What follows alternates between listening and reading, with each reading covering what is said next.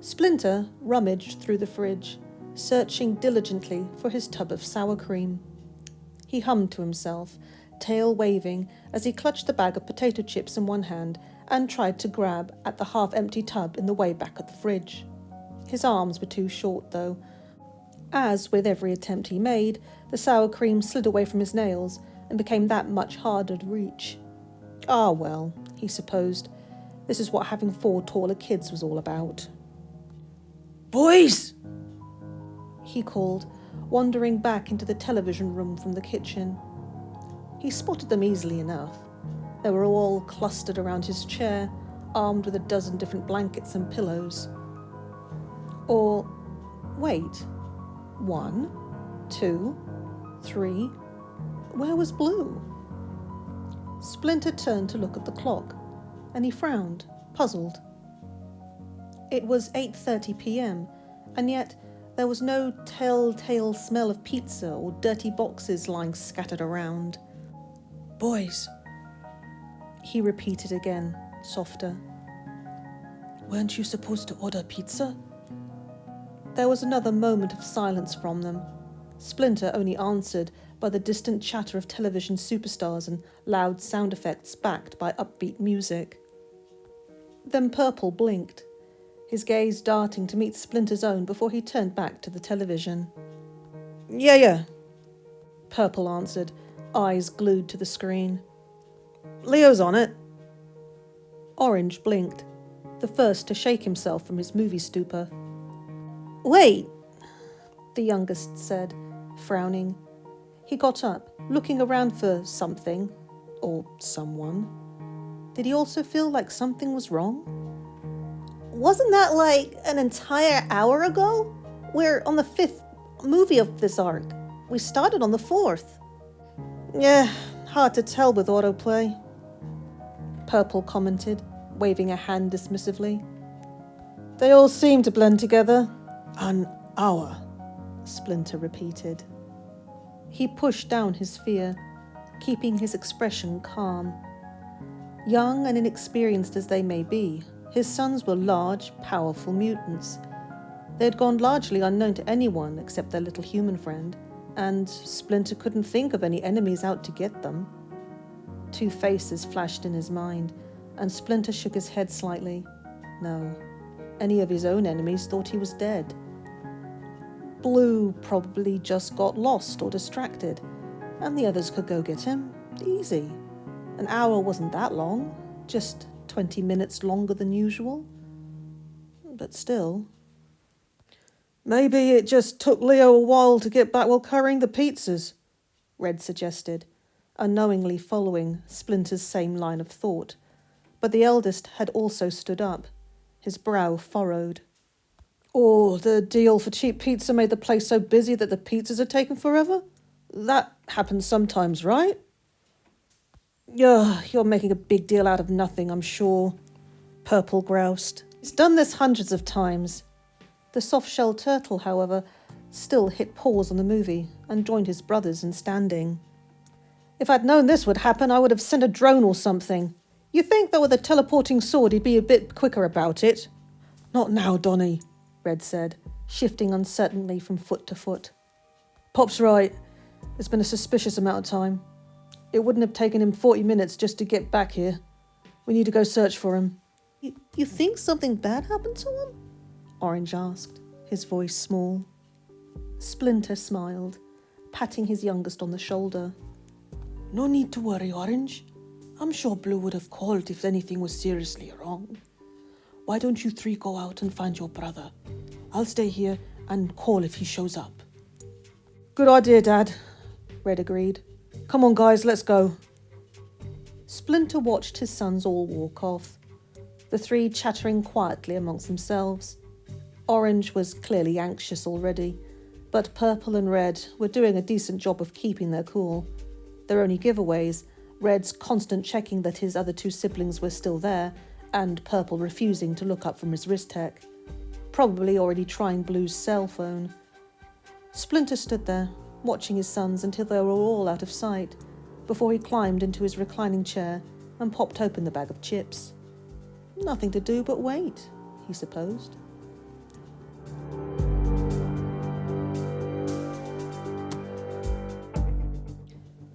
captured was, in one word, boring. Sure, there were constant pressing worries of what next and will the others notice I'm gone soon that plagued one's mind. But really, Leo just felt kind of nauseous. Draxum's lab was stupidly bright to him at the moment, and all he really had the energy to do was lay on the ground and stare up at the green vines that formed the bars of his tiny cell. It wasn't exactly comforting to be stuck against the thing that exploded but a few weeks ago, but Leo had initially expected that he'd be out here within an hour or two. But it had been more than 4 hours, and it was late, and, oh yeah, not only did he have a concussion, it wasn't like there was a way for him to see a doctor, or just Dad or Donnie, in the current situation he was all wrapped up in, like one giant turtle-shaped present. There was a creaking sound as the door opened again, followed by footsteps, Draxum's from the sound of it, or someone wearing tap shoes. There was a snarky retort to be made somewhere in there, Leo was sure, but he had the worst headache to deal with right now. A shadow fell over Leo's face, and he scowled, forcing his aching body into a sitting position despite everything. He hunched over, keeping his shell facing Draxum, and glared at the wall. "Well, aren't you behaving now?" Draxum said, too close for Leo's comfort. "I had almost thought I had grabbed the wrong turtle, from how you bit me earlier." "I would say I'm sorry, but I'm not," Leo muttered, turning his head just enough to give Draxum the stink eye. He noticed that the 2 gargoyles had made it back. They each perched on a shoulder, snickering to themselves.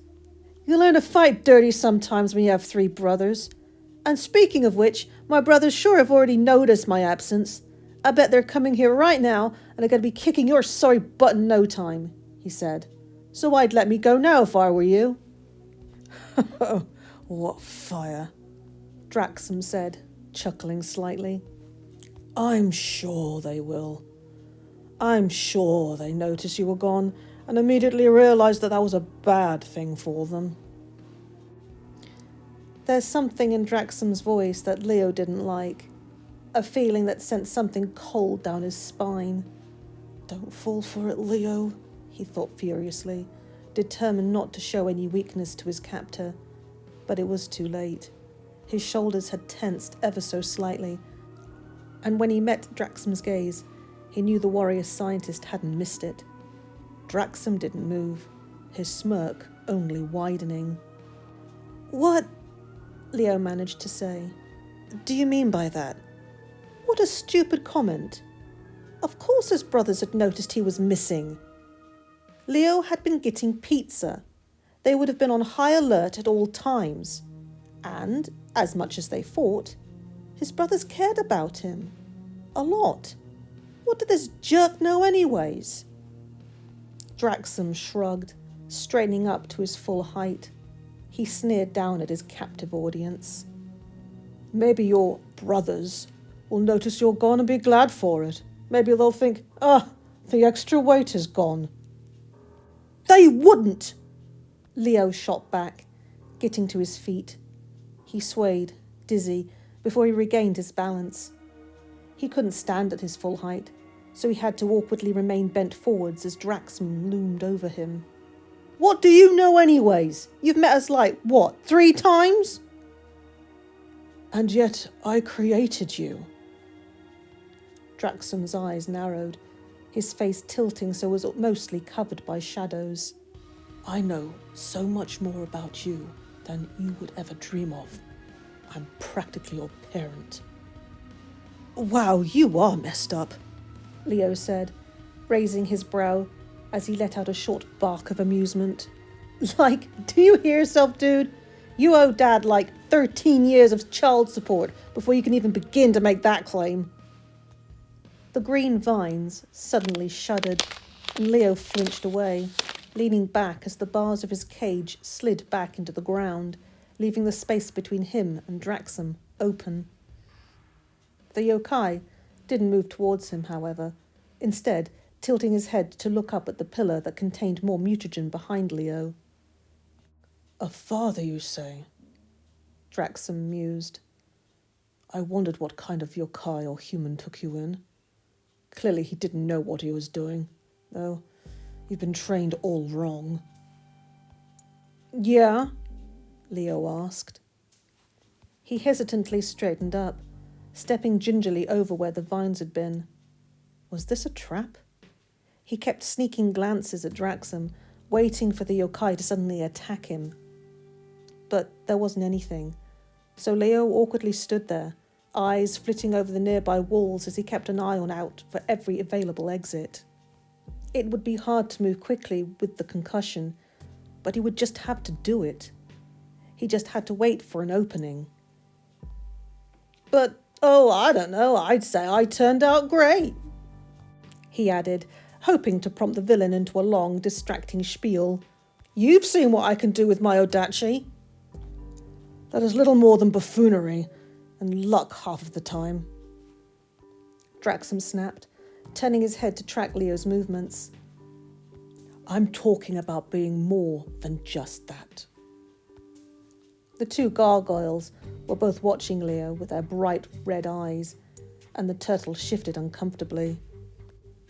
You know, I designed you specially, Draxum suddenly said, looking back at the ooze, oblivious as to how Leo was inching his way backwards around Draxum and creeping towards the exit doors.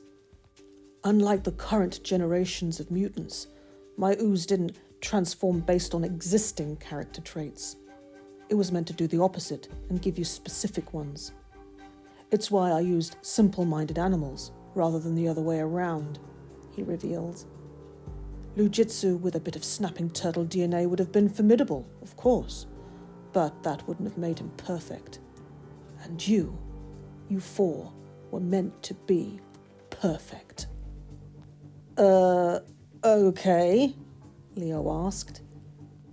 He took another step backwards when the yokai's head snapped towards him and stared him down, cold anger flickering in his eyes. Leo froze where he was standing, trying in vain to act like he hadn't been trying to move across the room. He cast a discreet glance behind him, swallowing just a bit more. Let me take a wild guess. Things didn't go according to plan. It was a disaster. I mean, really. Draxum gestured at Leo, who shifted, trying to keep the door behind him from Draxum's view, so the yokai wouldn't think too hard about what he was up to. Not only did it take all 4 of you turtles 13 years to get the optimal size, just look at you in particular, the biggest failure of the lot. Leo's mouth fell open. He blinked at Draxum, confused. Him? A failure? That was ridiculous. He and his brothers were all awesome, and they had a father that loved them, and a best friend that didn't care what they looked like. He shouldn't listen.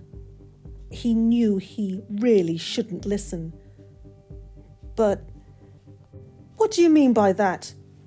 He demanded, his voice tight. How did that old saying go?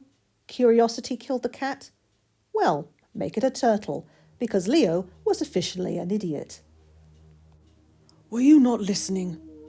I gave you all roles, advantages for the battlefield, Draxum mused. And yet you aren't filling your role at all, are you? You were meant to be the leader. Draxum trailed off, rubbing his chin. So I'm curious to how you screwed up so miserably, he finished. Leo felt cold. You're bluffing, he stammered, for once unable to think of a quick retort. Me? Leader? That's a joke. I'm not leadership material. No part of me is leadership material. I never wanted that. There's no way I was intended to be well.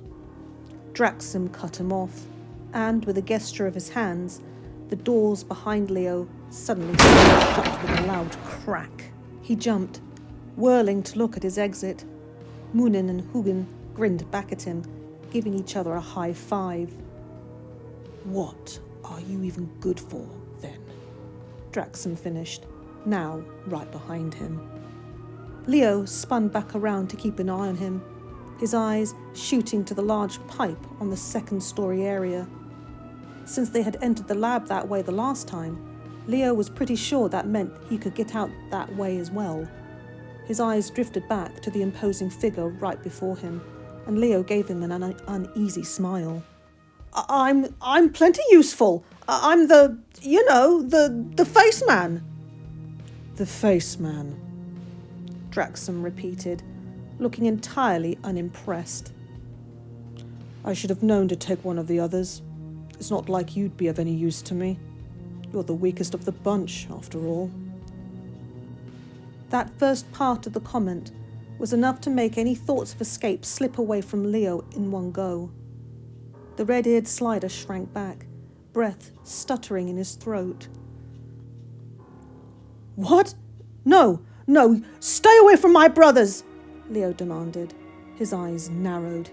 If you dare hurt one of them, I'll show you how I'm useful. Orange eyes met his own, and Leo tried and failed to nervously swallow. His throat felt uncomfortably dry. Why don't you prove it, then? I'll give you one final chance. Join me. We can put a stop to the human threat, and you'll see the true potential you can achieve. Wait, what? Leo asked dumbly. Draxum just watched him, expression expectant. Dude, I should have guessed. This was all just another villain pitch. But again, roof, Leo stressed. Now, multiple roofs. He shook his head, trying to clear his head of Draxum's words. Wait, I know this game. You're manipulating me. Like Donnie when he wants me to get extra juices for him and goads me into going. Leo gave Draxum the most unimpressed look he could manage. This was all just to get under my shell, wasn't it? You really have the worst approach to making friends that I have ever seen, and I've watched Donnie try and socialise before. So, was that a no? Draxum clarified. Leo chuckled. Yeah, no, duh, it's a no. I'm not getting in on an evil villain membership card anytime soon, thank you very much. His head throbbed, and Leo suppressed a wince. Now, it has been a very long day, and as much as I'd love to stay for tea, it was now or never. Leo tensed his muscles, ready to bolt for it. A pity, was all the warrior scientist said, suddenly stepping back. In actuality, he didn't look all that disappointed. For you, that is.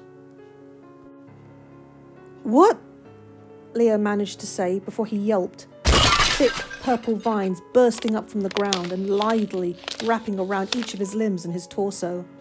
He hadn't even seen Draxum move to do that, and he struggled in vain to free himself. Hey, that is so not cool! Hugin, Draxum said, turning away from Leo. Bring that to me. Right away, boss, the gargoyle chirped, shooting off into the distant corner of the lab. Well, that wasn't worrisome at all. Leo gave up struggling, his futile efforts making him feel nauseous and dizzy all over again. For the record, I was only caught because I have a concussion, he insisted. If I had my sword and I was in top shape, you'd be regretting this right now. I'm sure, Draxum dryly replied. And what happened when you had all of that earlier today? Leo said. He averted his eyes. Well, that's what I thought. But don't worry, Draxum said, sharing a knowing glance and chuckle with Moonin. I'll fix all of that soon enough. Here, boss! Hugin darted back across the room, wings straining, as he carried a very familiar... Wait up! No! Leo said, eyeing the blue object as Hugin dropped it into Draxum's waiting hand. Do you even know where that thing's been? Have you properly washed it at least? Draxum's roots suddenly shift, dragging Leo upright until he's forced to stand on his tiptoes to have any sort of purchase. I happen to have it offered to me by the mutant that you call Meat Sweats, Draxum said, admiring the collar, for that's what it actually was, even if Leo had never called it that when it was just a gift from his brother. In the light. He was quite helpful once I mentioned what I wanted to use it for. Draxum started to approach, the collar held aloft. So what? Leo bit out. You're gonna stop me from saying my one-liners? Big whoop. I think you'll find, Draxum coolly said, that this has been modified to do so much more than that. Leo was yanked closer, and Draxum pulled the collar down over Leo's head. Leo struggled, glancing down at it for a moment in panic and then back up at Draxum's grin as the collar let out a soft beeping sound and suddenly tightened, becoming 2 sizes smaller so that it was pressed snug against Leo's skin. Well, that was new. What? Leo started to demand, but the collar suddenly crackled into life. A shock, 5 times worse than anything Donnie had ever tried, travelled through Leo's body and hit him in the chest like a sledgehammer, the vines releasing him so he collapsed on the floor in a twitching ball of pain. He whimpered, and the shock occurred again, somehow worse this time. He choked down yet another gasp of pain as his body instinctively curled in on itself, his hands uselessly clawing at his throat as he desperately wheezed for breath. There was nothing but white static for a moment, and when Leo came to, he was on his knees, head bowed before Draxum. He gagged, wiping spit from his mouth. The pain receded, but Leo's body remained locked up, his mind muddled. Careful, Draxum said, the tip of his hoof prodding Leo in the side. The turtle slowly looked up, shoulders shaking slightly. The look on Draxum's face was not unlike looking up at a predator that knew its prey was all out of stamina. If you make any noise while being shocked, Draxum continued, the 2 gargoyles settling back on his shoulders and openly laughing at Leo. It'll go off again. The collar was tight. But Leo's throat was now too dry for him to be able to swallow anyways, as Draxum started to laugh.